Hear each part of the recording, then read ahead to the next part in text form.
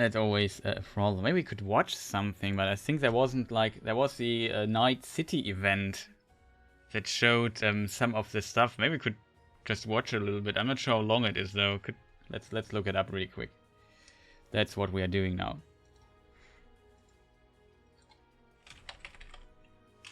No, that's wrong. Now they showed some stuff. We could also discuss that Microsoft just bought Bethesda, which is an interesting move in my opinion. On the other side, I don't like when too many companies mesh together. You know what I mean? It's better for competition if the big companies have competition between each other. So if every studio in the world just suddenly is property of Microsoft, of course they probably still do what they want to do and so on, but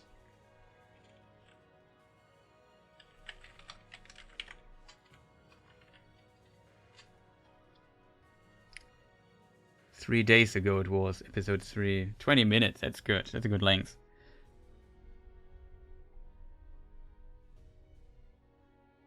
Yeah, that's true. But maybe Microsoft can improve them on that downward trend. I feel like the franchises that Bethesda do are mostly highly popular.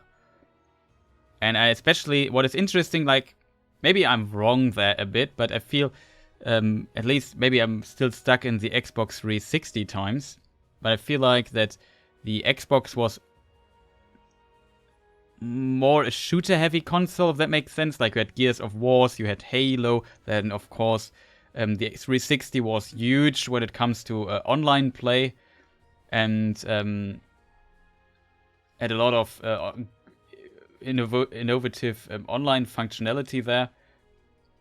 With this, in my opinion, this combination of things, it made it more, in my mind at least, a more shooter-focused console. So when we now think that id Software is part of Bethesda, the Grey Haven, that's true. It looks like the Grey Havens. That's actually true. Quite fitting. So if we think they have now id Software, that means they have Doom. They have the makers of Doom available. They have Rage, I think, was also... Is Rage 2 still done by id Software? Probably it's Bethesda, right? Rage 2. Let me check it real quick. Yeah. It's id Software and Avalanche Studios, actually. Oh, Avalanche Studios. Yeah, they co-developed it with id Soft. Yeah, but still a thing. So they have stuff like this. Even though I think Rage 2 was okay, but... Yeah, I was also surprised. The first one was not that well received, if I remember correctly. The second one was also just okay. But they have this. Then they have Quake. The Quake license is now with Microsoft. What amazing things! And I think Quake is like some of the Quake games are this progenitor word, basically the origin of all of shooters like Halo. Not completely, but to some degree, I feel like the arena shooter lives on in Halo a bit, if that makes sense. Now we're really bad at Quake. I haven't played it in ages either. I think I tried a bit of Quake Champions. What was it called? The Quake Summit. Didn't like it that much, to be honest. I'm also bad at shooters, so doesn't count, I guess. Yeah, but they have this, and so this is quite fitting. And then beyond this, they still have like Fallout, the Fallout series, which is still popular. And we have to consider one thing. One of the most popular Fallout games is New Vegas, and Obsidian is also owned by Microsoft. So they could do interesting things there. I'm pretty sure they. I mean, you can generate a lot of hype with stuff like this.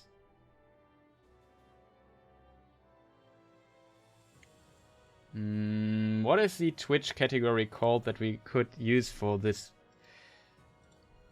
So yeah, I see a lot of potential in this buy because Bethesda just owns so many powerful thing. Especially, we have the Elder Scrolls series, which is highly popular.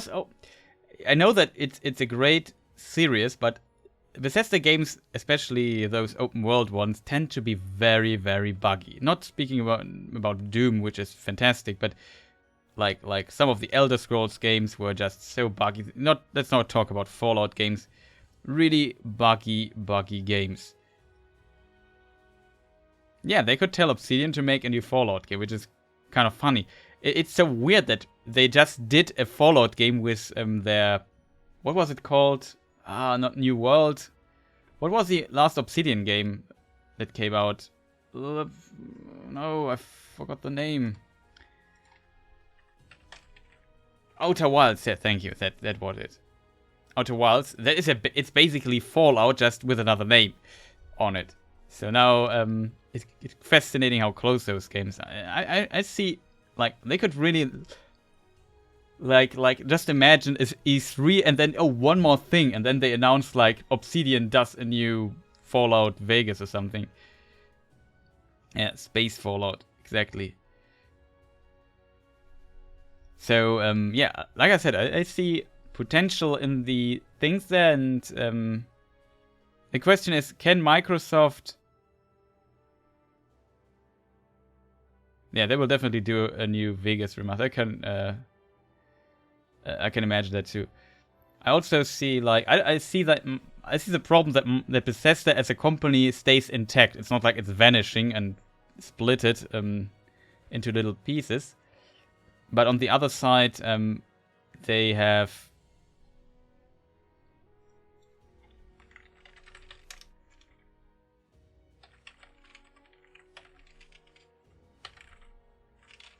I need to check how the category is called.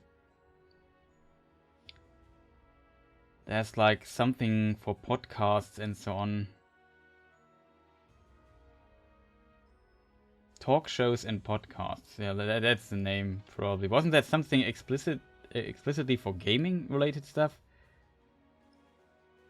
Don't know the Twitch categories, but whatever. Let's just use the talk shows and podcasts thing. Yes.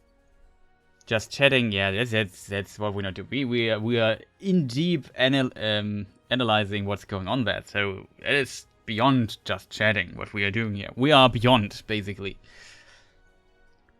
So yeah, as said, I see potential in this purchase. I'm not sure if Microsoft can pull off. I think I wouldn't say Bethesda was doomed, but their reputation was really bad. And now with this, they basically have the opportunity to say, okay, now under new leadership, we improved a lot and can say, look at how well polished our games now release, which would be a surprise actually. But maybe Microsoft can move them to not use some of the engines they were using, and probably I'm still not 100% sure why Bethesda games are always so incredibly buggy, or some of them. Like Fallout 76 or something was just ridiculous on release. Let's make a control here. Oh, it's still Soulcalibur. Oh. Now it worked. Talking about Bethesda purchase. Maybe watching Nightwire. What's it called? Night City Wire, not Nightwire.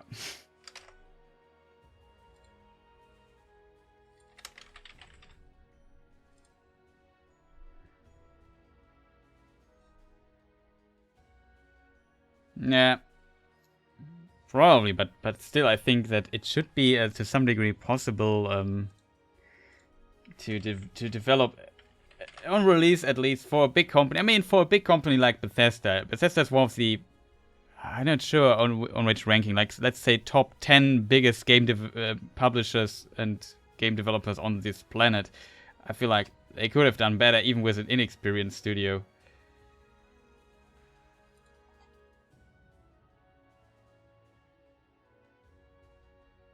Yeah, it works. Nice. Now I'm paranoid with the thing here. So yeah, but still, also Fallout 4 was a little bit buggy. Do you remember the release Fallout 3? That was also beyond. It was a fantastic game, but just I think like other people really love these franchises, and sometimes or usually Bethesda at least delivers when it comes to the content, but not to the technical side of things, except for like id Software, which does usually a phenomenal job.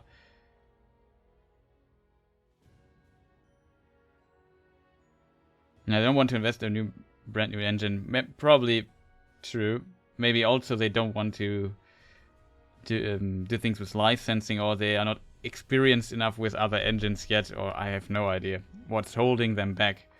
But I feel like that could be part of the reason why games are always so incredibly bugged for this developer. But people are very forgiving, I feel, for the technical shortcomings of Bethesda. I really never understood that other developers would just get a shitstorm every time they release a game in this buggy. I mean, we are talking about, like I said, one of the biggest game developers around. Definitely not top 5, or top 3, but I would say maybe top 7 or something. Maybe we should look this up. Biggest game developers on this planet. What does Google say? Mr. Google, tell us. Biggest game publishers in the world. Yeah, that's maybe what we're looking. Okay, if we count Google and Apple and so on. So we have, of course, Sony, Apple, Microsoft. Apple we don't count. Apple is out. Sony, Microsoft, Activision. NetEase is Chinese, I have no idea. Google I wouldn't count. EA, Nintendo, Bandai Namco. Mid-sized publisher. Actually thought they were much... Wait. Maybe it has to do with the company being split in...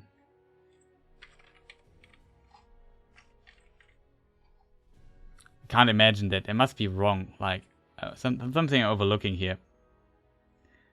Telltale Games can't be bigger than Bethesda.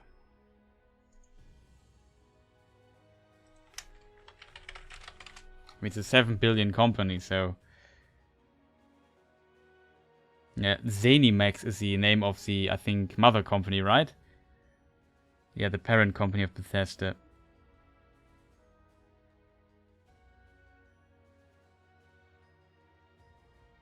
Biggest gaming for 10 biggest game companies. 10 is not enough, maybe, when you count Apple and so on. Of course, Apple also does gaming stuff. Sega, Warner Brothers, Electronic Arts. Bethesda is placed 7 on this list, at least. So 6 is Sony Entertainment America, Microsoft Game Studios, Square Enix, Capcom, Nintendo. This is a weird list, though. Rockstar Games? Are you kidding me? There must be like a vote or something. Oh, to Metacritic. Ah, I actually wanted on the economical side, but let's agree on it's a relatively big company. It does AAA, and there are not many AAA developers in the world. Now we still have the company, but we probably lose it because wait, I could actually show the wire stuff in the background, right? So we have something remotely related to what's going on.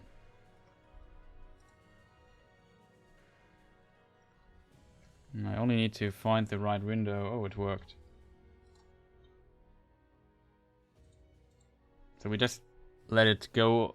We have something in the background that's running.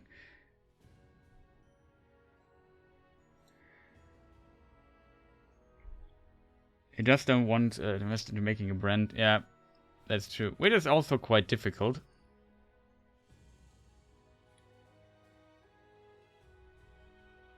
But I don't know. I think I can understand the move. I'm a bit sad that it happened though, because like I said, for competition it's better when the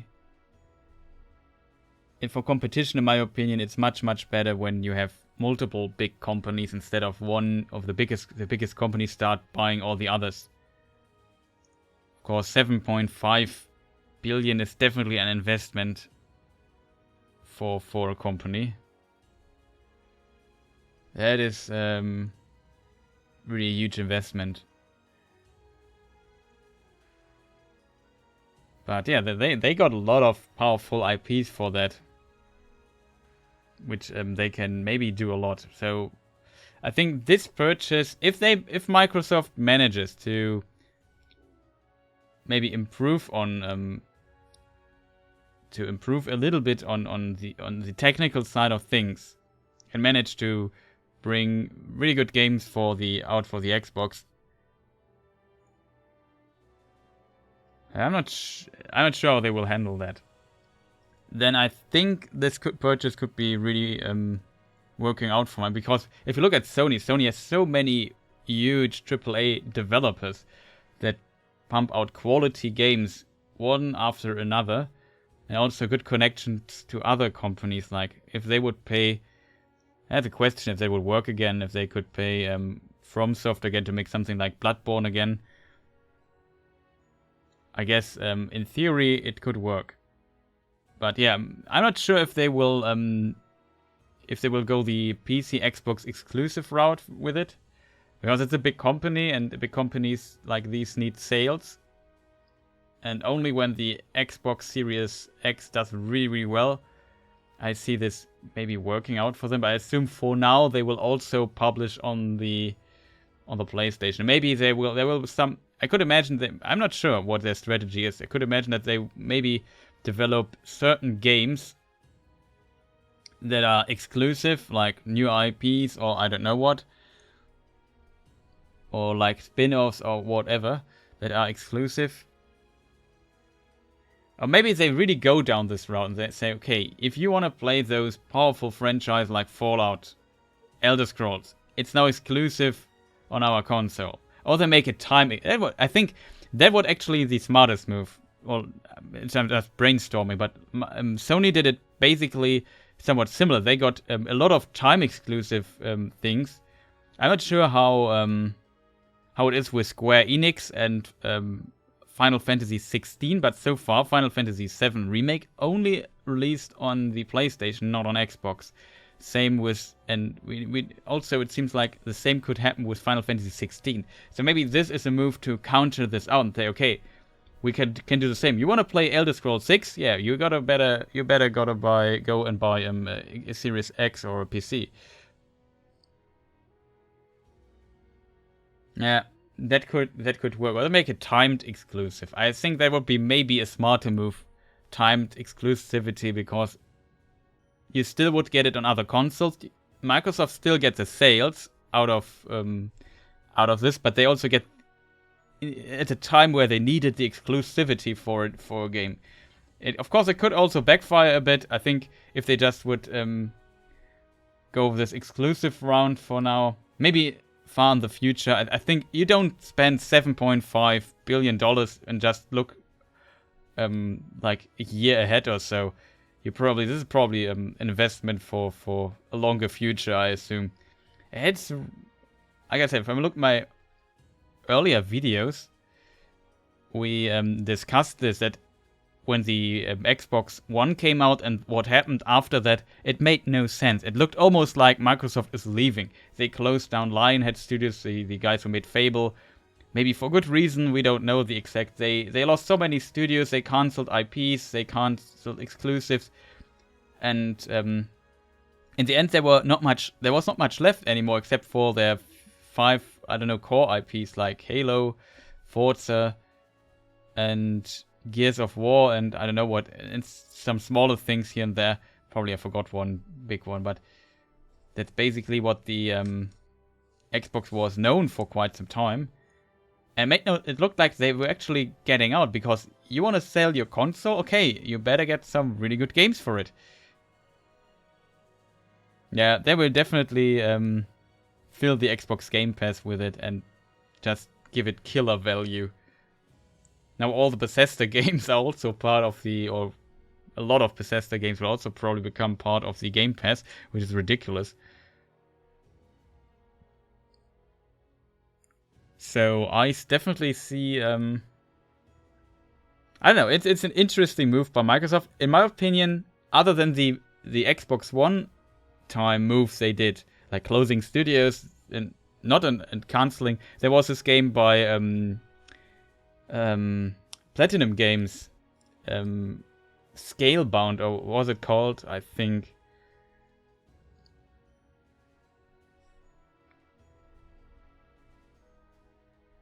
I mean, they had this thing where stuff also releases on PC at the same time as console, so maybe.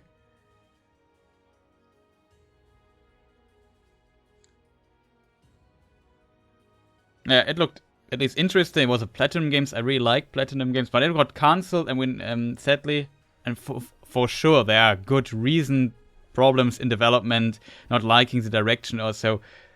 It's not just Microsoft doing bad stupid moves there, but it was really unfortunate, and everything they looked seemed out to not work, or got cancelled or closed or whatever, and that like really, yeah, it got cancelled sadly. There's also another game which I'm still not sure, it's not Microsoft exclusive. It's called Deep Down by Capcom, which was like, I don't know, a roguelike Dark Souls game or something, or Souls-like, something in this direction. And it, according to Capcom, it's still in development, but probably.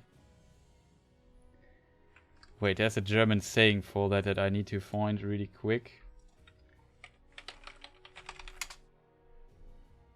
On low flame? Pilot flame? To go easy on? I don't know. In German we say Sparflamme.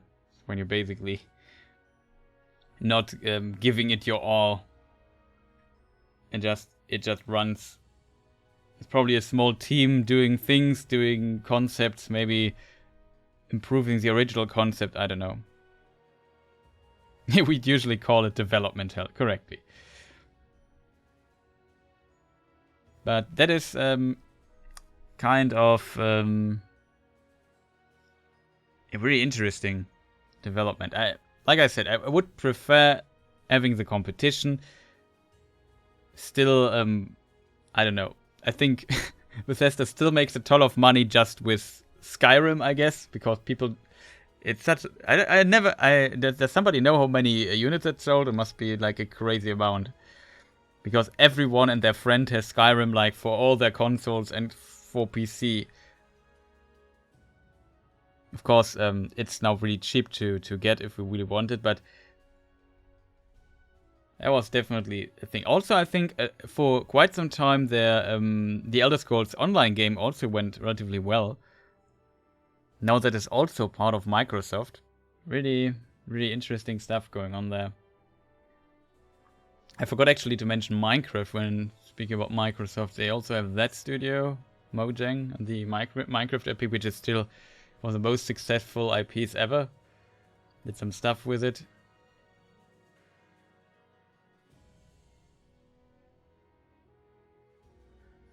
So yeah, Microsoft, it makes sense buying Bethesda for Microsoft. In my opinion, I'm not sure if that's, we will see if that's a smart move or a bad move in the future. I find it, however, highly fascinating that they really tried this out and said, okay, we commit, we need a lot of IPs that people really like. We can't create them out of thin air, so we go this route and invest in a really big game developer, basically just buying out Bethesda and ZeniMax, however it's pronounced. Yes, so much money invested, like 7.5 billion. I think Minecraft was 2.5 or 2, something around 2 billion. That's also crazy for a little indie game like Minecraft, but I think Minecraft was definitely worth it, and it's now worth more than what they paid back in the day. It probably was the right price for it back in the day, but what it is right now is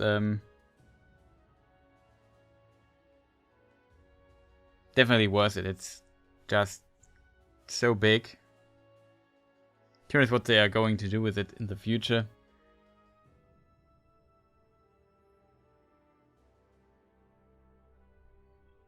Considering how old it already is and still around.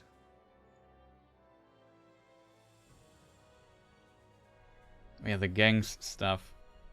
Read about that. Probably go through this again. Also looking forward to Cyberpunk 2077. I mean, it would be even crazier if they just bought CD Projekt Red. That would be absolutely crazy. But I don't see this happening, actually. I also don't want that to happen. I would be not a fan of that purchase. Because we don't have that many big game developers left in Europe. Yeah. That would be also interesting, like Minecraft 2 or something upgraded, and there must be plans, of course, for this in going on the background. They will definitely do something with this game and, of course, update it further because people like the way it is. It's too dangerous to mess around with their core player base for it.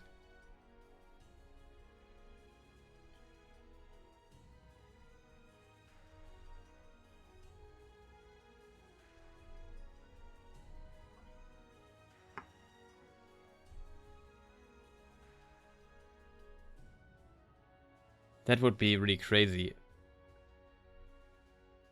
Let me think, what IPs does Bethesda have beyond this? Maybe I try to Google it really fast and hope that OBS is not killing the transmission there. Bethesda Softworks.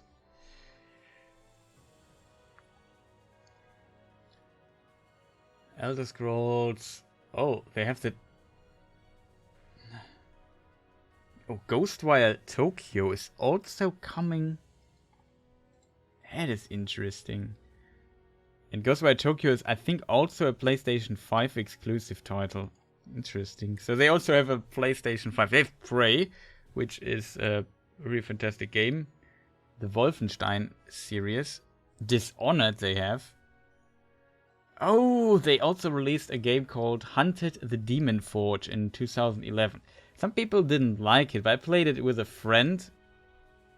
And we had a blast with it. I don't know why. It wasn't that great. It was really an okayish game.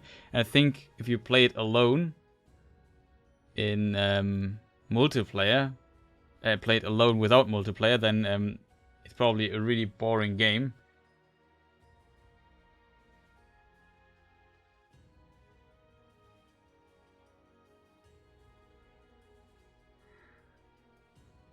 Oh, look at this motorcycle stuff.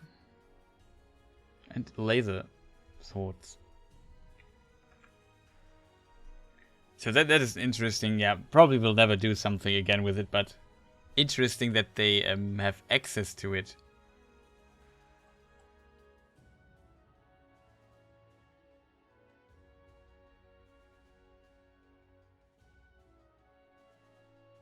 Also, Deathloop isn't it? No, what's going on with Deathloop? For what console was it? Wasn't it also a PlayStation 5?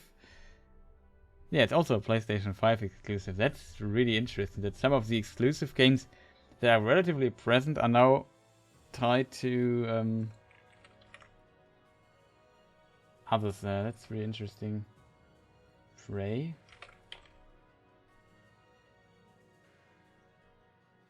You also... No, Rage, Rogue Warrior. What's Rogue Warrior? Doesn't say anything to me right now. Oh, Brink. I remember that one. I just some of the id Software games.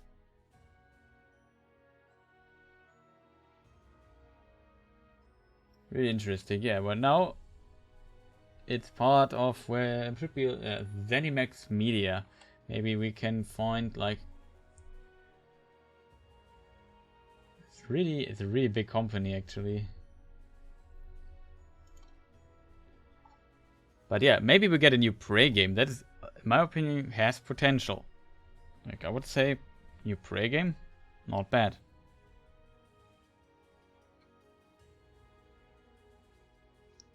Oh, it was? That is interesting. Let me check this too. They're also bought by Demon's Souls. Oh, it's in Exile games. Yeah, of course. They also... It's in... I didn't know actually that it was done by In Exile. That is interesting. So they do the Wasteland games for people who wonder. Just a few months ago, Wasteland 3 was released. They did Torment, Tides of Numenora. And some of the classic stuff like the Bard's Tale and so on.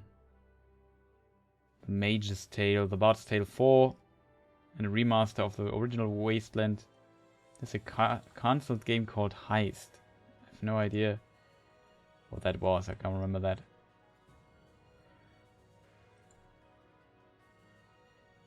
So curious what they are doing actually.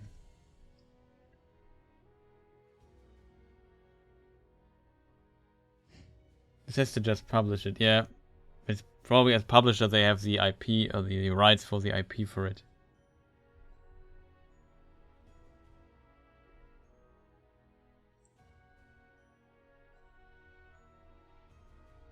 So,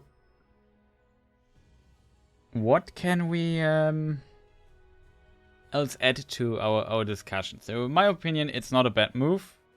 I'm a little bit sad that it happened because we talked about competition. It's always better to have more companies. It will take a time, or maybe never happen, until another game or another studio, a publisher or a developer will reach the size of Bethesda and it's like a AAA publisher. That is so hard to do, I think, in these times.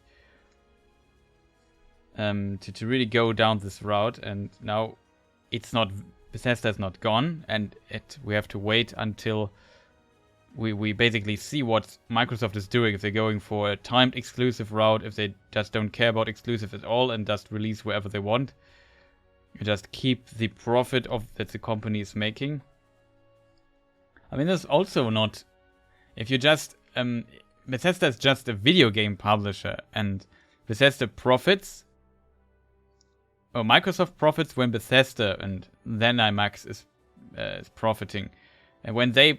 For example, let's say the PlayStation 5 is again ahead next generation for whatever reason. Let's just pretend it would. And the games sell well on PlayStation 5. That's also good for Microsoft. That makes this purchase maybe quite solid. But of course, they need to bring Bethesda a bit back into shape. I feel like Bethesda also was, like the Quake Champion thing did not revive the arena shooter genre as they wished. It's of course still there, and Rage did not do that well. Fallout 76 was a disaster. Really a ridiculous disaster. Fallout 4, I think, did quite well, but also there's still some critique towards it. Let me think, wasn't there another game announced called Starlink or something? Which we also never heard again about, it just like we know the title of it? Or was that was this Ubisoft or something? No. Ubisoft had also a game with Star something Link.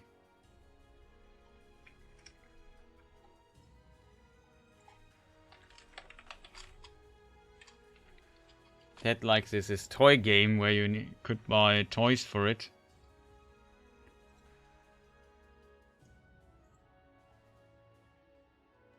Also funny if Microsoft bought Ubisoft.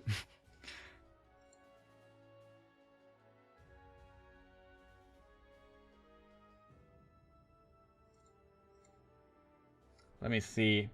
There is a lot of games, so it's difficult to find. Okay, the order by date thing doesn't work. That's a bummer.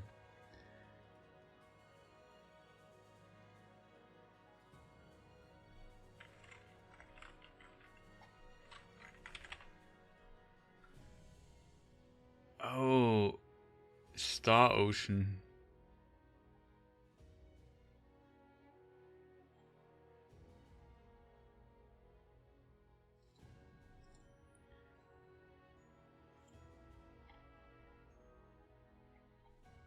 That's a weird list, though.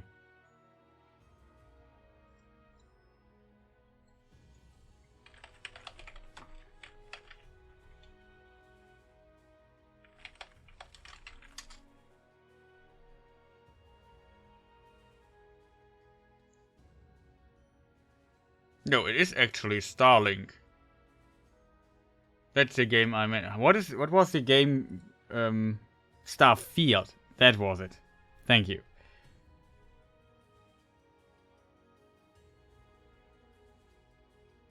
The Bethesda yeah, Starfield. That was the name. I think we never heard of that too. Again, quite interesting what's happening with that game.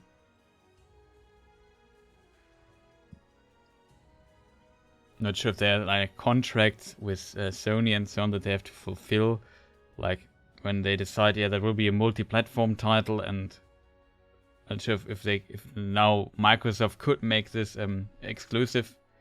Not sure if they have the power for this. Oh, we are at the end of the presentation, so we can watch it again. That will be fun. But yeah, really curious what they are doing. I mean, now I think Bethesda is like, what do you call it in English?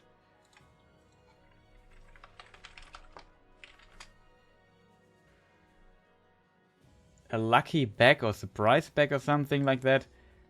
Like, you can get a lot of things out of it. Good and also bad. The engine for Starfield and TS6 probably needed. Bethesda really needs to get past that area, in my opinion. Like their old engine.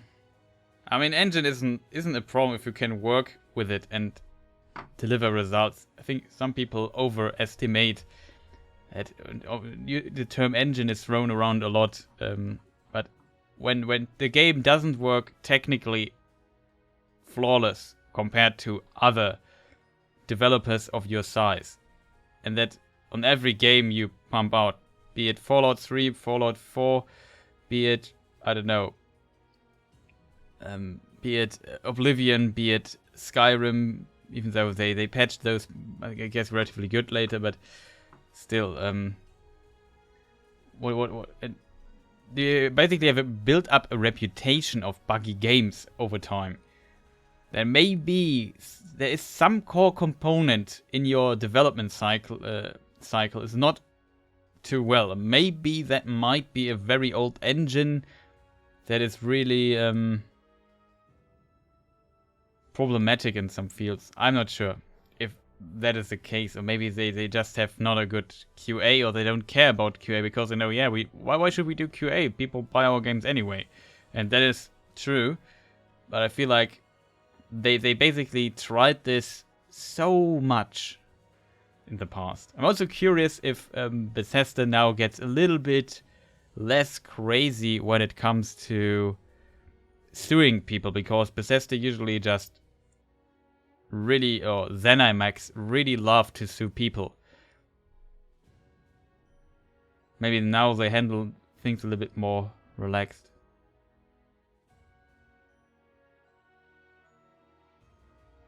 Yeah, that's true. Avowed is not going up against the Elder Scrolls 6 now, but they will come hand in hand, basically, which is cool. Like, and with this, Microsoft really has a lot of power when it comes to Western RPGs right now.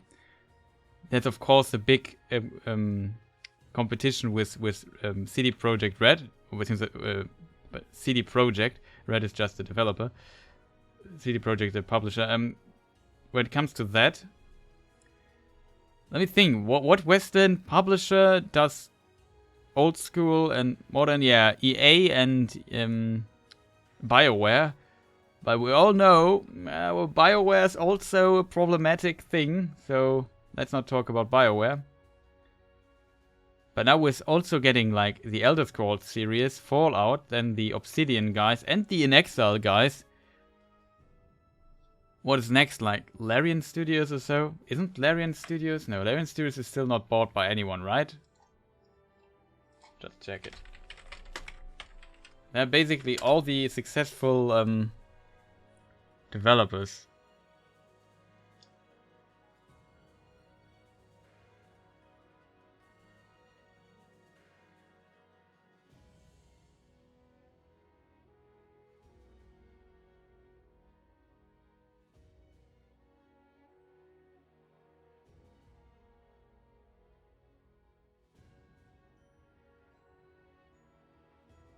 No, I can't read anything that they are bought by someone. Yes, secured the license for the Baldur's Gate 3, which comes out at the end of the month, by the way, in early access. We spoke about this last time. But yeah, really, really interesting time. So now it's already gotten really late. We haven't watched it with sound. So maybe we do this next time or so. I still haven't seen it completely, just read about it. Baldur's Gate 3. I think 30th of September according to Steam, so 2020, so in a week. Quite curious what's going on there with this game. But I would wait till it's finished, to be honest. It's a relaxing or cool, probably somewhat difficult single player CRPG. So it's not running away, right? I can play it when it's done. I don't need to jump into it to be the world first for it. And also probably I mean, for some people it might be interesting that because you just can play the content that is there and then you play the content when it's next released, but usually stuff gets overhauled back and forth and updates and balancing whatnot. Probably not worth, I guess, starting playing it right now, but for some people they probably love it and invest already because they really want to see if it's good. Curious how the reception of that will be. So guys, and all the people, fellow Terrans, I would say it's late enough already. Still here's Soulcalibur in the background, maybe I just close it really quick. And yeah, that was, I would say the stream for today. It's, yeah, it's late enough it's rest time now. I'm, depending on multiple factors that are unknown to me right now, I could stream tomorrow too. If that makes any sense. Maybe I stream tomorrow, maybe not. I would say it's unlikely though, but it could happen. If it does, it's pretty spontaneous, I would call it. That's the wrong thing here in the end. So there's that. Okay. So yeah, I hope you enjoyed this little talk here at the end and had a good time here. We will definitely, it was definitely fun for me too. Really successful today, except for Tofu. But yeah, I guess Tofu is just too hard for us right now. But we might finish it. And we got pretty close there. Probably try it from time to time again because it was after a bit it was funny. Rip Tofu, yeah. Rest in pepperonis. Okay, yeah, Angmar is also here. Thank you, guys and people, for watching. It was really nice with you. Stay safe and healthy in these difficult times. Yeah, good talk. Thank you. Usually stuff like this, probably articulate it more, a little better, and put it into a video. I really want to make a game-related video next on my YouTube channel, maybe covering all of this. It's definitely a topic we could talk about on our YouTube channel, on the YouTube channel too. Maybe make some thoughts and just wait a little bit for some smaller news and so on. But yeah, guys, why do I always say guys? There could be also girls here. So yeah, people. I wish you all a good night. Sleep well or have a fantastic evening. Maybe I stream tomorrow. I definitely will stream Thursday, I think. If there's nothing, maybe I'm not sure. There's something this week as a appointment. I don't know when it is, but I plan on streaming the next few days. So if you want to find that out, maybe follow me or click on the Discord, join there. I usually post when I go online there. That's the link. My YouTube channel, also in the chat. I guess the people here know it already, but whatever. You can find interesting and in-depth detailed Lord of the Rings content there. But enough advertisement. Thank you guys for watching. Goodbye.